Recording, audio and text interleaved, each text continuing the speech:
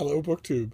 You know, of all the possible mail hauls in a given week, surely the most satisfying one is the very first one on Monday, after a bleak and barren Sunday in which there are none. And that might account for the fact that I tore open this morning's very first mail delivery with wild abandon without thinking about the rest of you at all. But the second delivery of the day, I had a little more self-control, and I have it here. I thought we'd go through it together to ring in a new week of getting books in the mail. Starting with this one in one of those flaky envelopes that get their asbestos fragments all over the place, just when you were on the road to recovery. Let's try to do it as lightly as possible. And let's see what we have here. Okay, this is... I should probably have looked at the envelope. This looks like it's... Yes, okay. This is the Historical Novel Review. I am the U.S. and worldwide editor of the indie branch of the Historical Novel Review, which means I get a lot of self-published historical novels in the mail, and this is one of them. It's by J. Michael Dolan, and it's called The Trumpets of Jericho. It's really two novels in one. The rousing story of one of the more remarkable episodes in the annals of Jewish resistance to the Nazis, the prisoner uprising at Auschwitz in 1944, and the just as inspiring account of the 4 young Jewish women arrested and brutally tortured for their role in the revolt. Huh. I'm trying to remember if I've ever read a historical novel about that revolt. I've seen a great movie about it, but I don't think I've ever read a novel about it. That's interesting. All right, let's move on. Nice, big, thick Holocaust novel. That's quite a way to start a mail haul. What have we got here? Oh, very nice. Oh, isn't that lovely? This is the finished copy of Do Not Say We Have Nothing by Madeline Thien, which is shortlisted for the Booker Prize, as this sticker tells me. Actually, there's 2 stickers. One of them says shortlisted for the Booker Prize, and the one right underneath it says shortlisted for the Booker Prize. So, okay. And this comes out, I think I have a reviewer for this. This comes out in a week. There we go. That's good. That's good. I don't think I will read it a second time, but I am sure I can find a home for that book.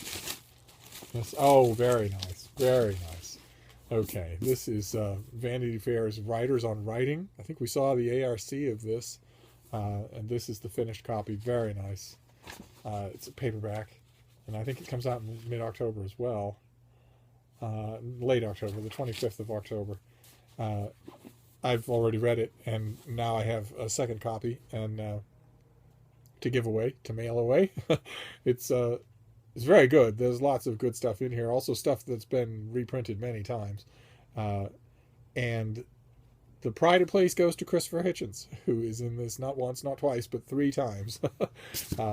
Not 100% sure that he's 3 times as good as any other writer in there, but it certainly speaks to Graydon Carter's business sense now, doesn't it? So we're getting some finished copies here. That's good.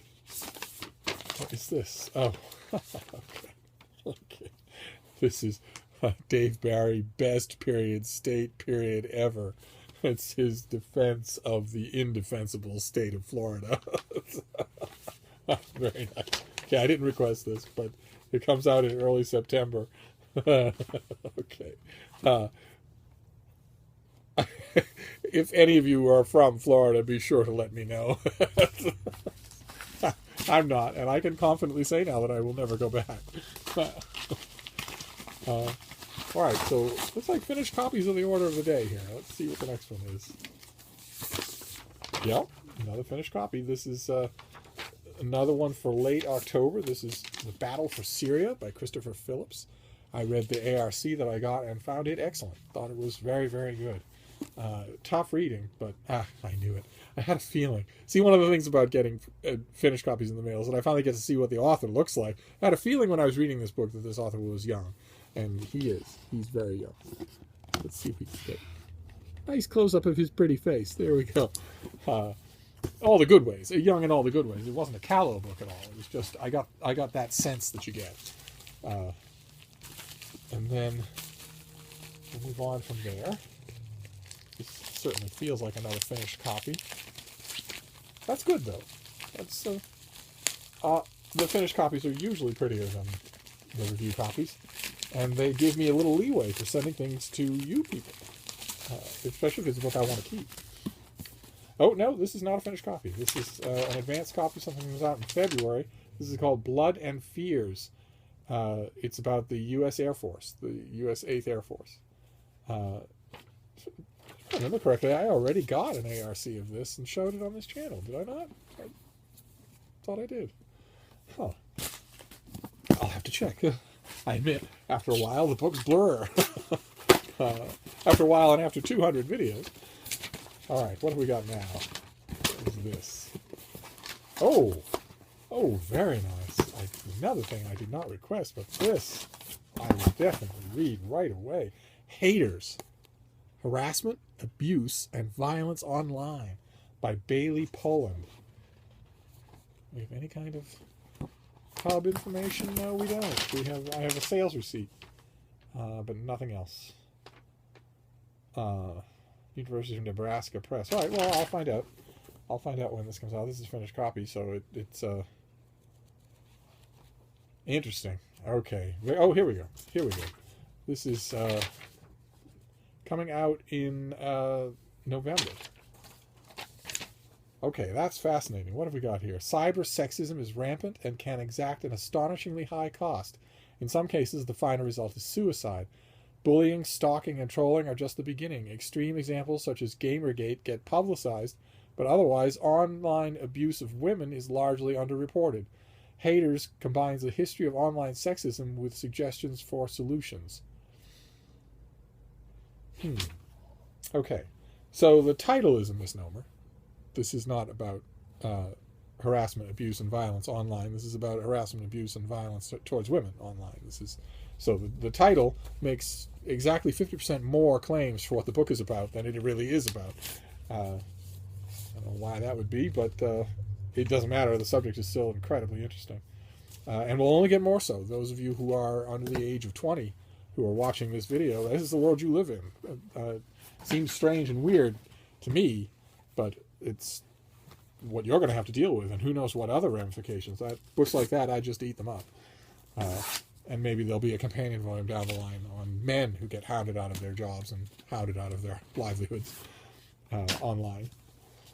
What have we got here? Okay, this is the finished copy of a collection of poems called At the Founding Hospital by Robert Pinsky, who is a largely talentless poet. So I will do my best to find a home for this with someone who appreciates his work more than I do. And then the last one, we got all through to the end here. What is this? Okay, another finished copy. So that's the theme of today. This is the finished copy of 1666, War, Plague, and Hellfire, by Rebecca Rydell. This is the story of one horrible year in the reign of King Charles II, when there was the Great Plague, there was the Great Fire of London, there was a catastrophic collapse of the economy. Nothing could go right. I hate to say anything nice about him, but he did everything you could expect of a king. It was his worst year and also his finest hour. So, and I confess a little bit guiltily that I did not